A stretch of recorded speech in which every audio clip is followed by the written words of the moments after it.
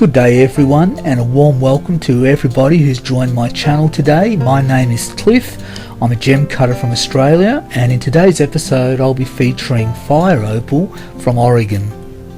First up, I'd like to thank Tam from the USA for sending me this piece of fire opal from Oregon, as it gives me the opportunity to facet something that I haven't had the chance to try out before. Now this piece of fire opal has a few dendrites in it.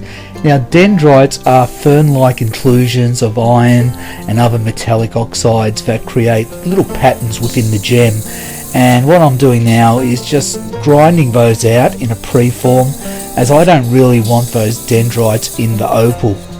Depending what the dendrites look like and the patternation and where they're located within the opal, sometimes they make a really nice feature. But in this case it's just sitting on the tip of a gem, so I'll cut it out. And also this gem, as you can see, has a little bit of an inclusion running through it, so it's running reasonably deep, but hopefully I can remove a bit more and I'll be able to facet that out. So I've got the gem glued onto a brass stop stick using a 5-minute epoxy DevCon, and I let it set overnight. And if you have a look closely at the gem now, you can see I've removed quite a bit of material on one side, and it still has a little bit of an inclusion in it.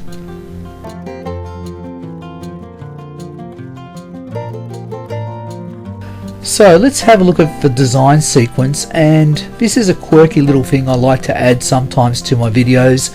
It gives the audience just an idea of what I'm faceting, and sometimes an eyeful is better than an earful. So we're building up the pavilion, cutting the first 12 facets and then the girdle outline. So I've cut the P1 facets, created a girdle outline, and then I'm cutting the P2 facets, as you can see, and finally the P3 facets. Once those are completed, we start building up the facets on the crown. So this particular design was created by a gentleman called Machiko Hewen, and I hope I pronounced his name correctly, but you can get Machiko's design off the Gemology project, and it's a freebie. You can just download it in a PDF. And here we have this design, and once it's out of the virtual DOP, it'll look like this. So this is the beginner honeycomb. So this is the design I'll be faceting, and I'll also add a computer generated GIF to give you an idea of what the gem will also look like once completed.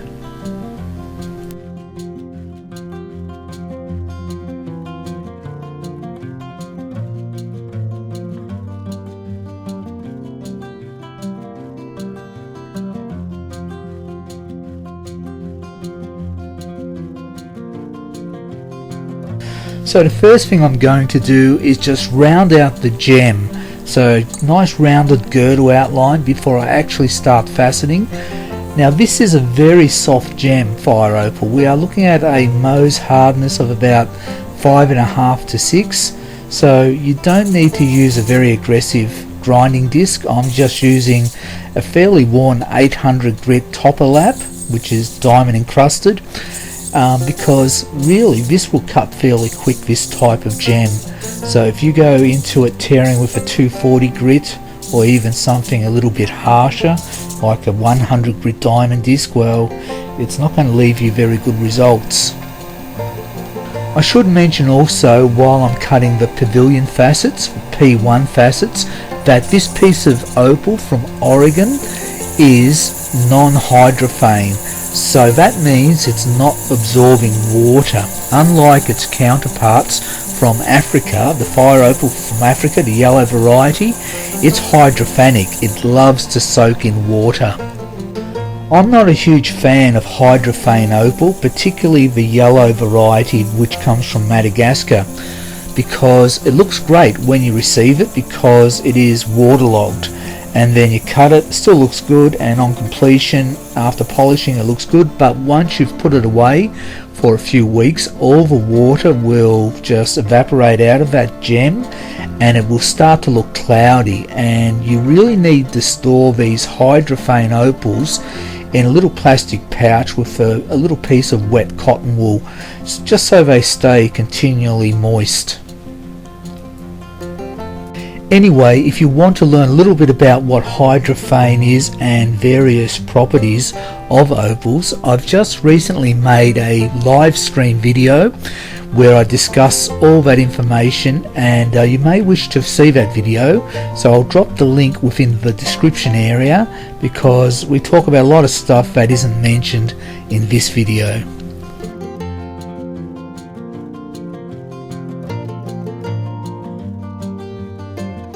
So at this stage I've cut the first set of pavilion facets. The next step is for me to pre-polish those pavilion facets. I'm using a 5 micron diamond paste on a copper lap. Now this micron paste, you can buy it off eBay. It's called THK. It's usually a blue variety. Now this is the first time I've actually tried this method with a copper lap and using this paste on fire opal, and it seems to be really working well. So the next step would be to continue on with faceting the pavilion facets and go through the same steps using the 800 grit lap, and then I'll move on to the pre-polish with the 5 micron diamond paste on a copper lap. So as you can see, I've cut the second step on the pavilion and it's looking a little bit scratchy, but I'm not too worried about that because I will pre-polish those out using the 5 micron paste, as you can see. Now this paste is quite aggressive, so you need to still go careful, and as you can see now in this scene coming up, that I'm cutting down to the girdle outline. Well, almost shy of the girdle outline because I can actually polish those facets in. So next step is to go back to the 800 grit lap, cut the next set of pavilion facets, and once again pre-polish those in. So at this stage I've pre-polished all my pavilion facets, so the next step is to go over all those facets again and do a final polish.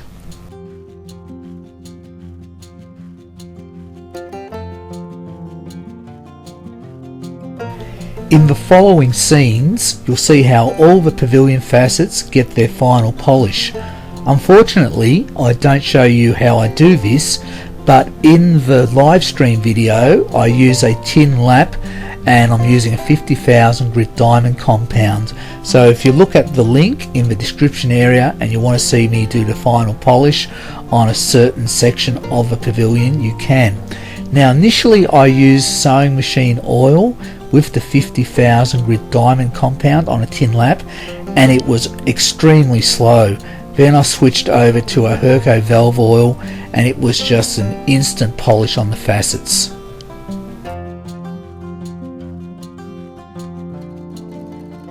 So I'm ready to start faceting the crown, and fire opal is notorious for chipping, so I need to do a little bit of preparation before I do the secondary transfer. To avoid chipping the culet on final removal once the gem is complete, I'm placing what is called blue tack into the cone dop. So when I place the gem in, this blue tack will protect the culet and stop the glue from adhering to it. And blue tack is pretty common in Australia. I'm not sure if you can get it overseas, but we use it mainly for hanging pictures on walls and photos. It's a silicate type of adhesive that's actually soft and malleable and never dries out. So the reason I'm telling you about this is so you can avoid making the same mistakes that I've made when faceting fire opal in the past, because to be truthful, the most difficult part about faceting fire opal is actually just trying to get it off the dop sticks without chipping or cracking it. And when you remove it from the dop sticks, you also need to be able to soak the glue off. If you apply heat to the gem, it will most likely crack. So you don't want to be boiling the glue off, and you don't want to be applying too much heat to the gem.